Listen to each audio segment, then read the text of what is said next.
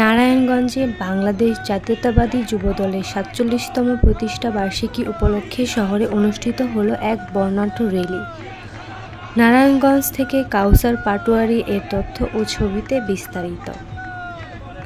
নারায়ণগঞ্জে বাংলাদেশ জাতীয়তাবাদী যুবদলের ৪৭তম প্রতিষ্ঠা বার্ষিকী উপলক্ষে শহরে অনুষ্ঠিত হয়েছে এক বর্ণাঢ্য র্যালি। সোমবার ২৭ অক্টোবর সকালে নারায়ণগঞ্জ জেলা যুবদলের উদ্যোগে শহরে বিএনপি কার্যালয় থেকে শুরু হয় এই র্যালি।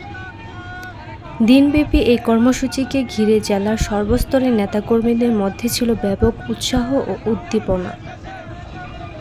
র্যালিতে নেতৃত্ব দেন নারায়ণগঞ্জ জেলার যুবদল নেতা আব্দুল্লাহ হক শাকুর, যিনি বিশাল মিছিল নিয়ে কর্মসূচিতে যোগ দেন।